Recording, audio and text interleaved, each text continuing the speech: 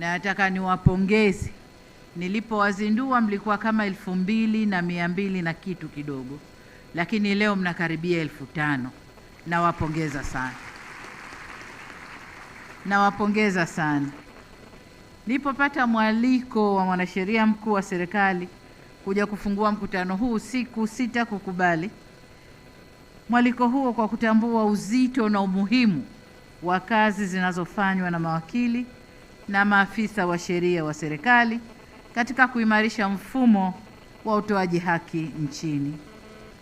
Tulipokutana mara ya kwanza Dodoma mwaka 2022, niliwaambia kuwa ninyi mawakili na maafisa wa serikali ni walinzi wa rasilimali za taifa kwa kutumia kalamu na sheria, na ndio maana mmepata jina leo, mnajiita maaskari wa kalamu. Na mimi nataka nilisisitize hilo kwamba kalamu ya mwanasheria wa serikali, mwanasheria yoyote actually, ikitumika vizuri inaweza kuzuia hasara kabla haijatokea. Inaweza kulinda mkataba kabla haujawa mzigo kwa serikali, na inaweza kuiongoza serikali fanya maamuzi bora na yenye maslahi kwa taifa. Kwa hiyo kalamu zenu, mimi yangu ina hatari, lakini zenu ina hatari kubwa zaidi. Kalamu yangu mimi hatari yake ni kusaini mtu kunyongwa, na sijawahi kufanya. Baada ya nyinyi kupeleleza na kupeleka kesi na kuisimamia, hakimu akaamua, akihukumiwa kunyongwa, rais saini ya nyongo, sijawahi kufanya. Lakini kalamu zenu nyinyi zina hatari kubwa zaidi.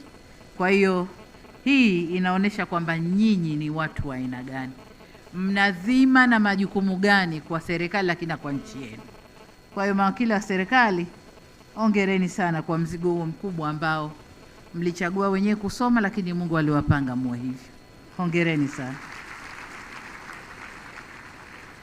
Leo napenda nirejee kauli ile kwa ufupi tu. Kwa ulinzi wenu si wa kupaza sauti wala si wa kutumia silaha za moto.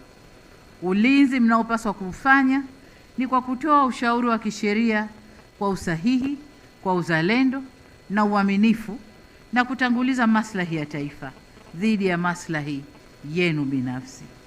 Sasa ili muweze kutimiza wajibu huo, serikali inawahakikishia kwa itaendelea kuwawezesha kwa kuwajengea uwezo wa kitaaluma na mazingira wezeshi ya kazi zenu. Na hapa niseme, nimesikia zile changamoto nadhani kama 5 hivi ambazo rais wa chama amezisema, kinadhani nyingine tayari zimeanza kupata ufumbuzi. Kwa mfano, kile kiwanja cha Dodoma, kama tayari ofisi imepatikana, nadhani kiwanja twendeni pole. Anzeni na ofisi iliyopatikana. Na kwa Dar es Salaam, nilikuwa nanong'ona na waziri wenu hapa kwamba mwana jaji mkuu wa Tanzania ameacha jengo kubwa pale Dar es Salaam. Pamoja na kwamba analitumia, lakini hatuwezi kukosa nafasi ya chama chenu kuwa na ofisi zake mle ndani. Kwa hiyo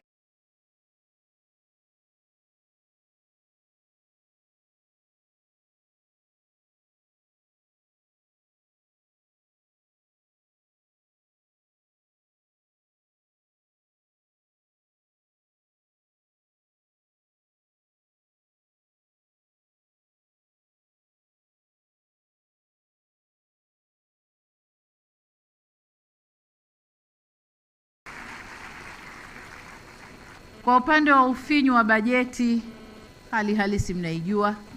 Bajeti yetu kama ya serikali ni kubwa ukiisoma, lakini ukiigawa ni ndogo sana.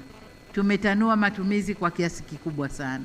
Kwa hiyo tunagawana kile ambacho kipo.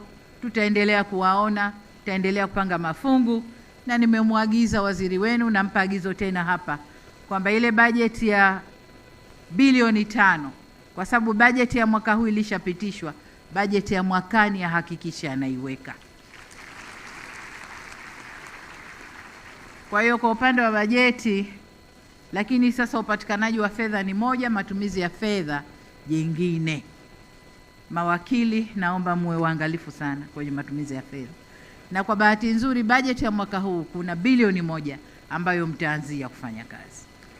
Lakini jengine ambalo nataka kusema hapa, kazi yangu kama mkuu wa nchi ni kulea vyama vyote, na walea nyinyi wa serikali, lakini pia na walea wakina Mwabukusi, mawakili binafsi.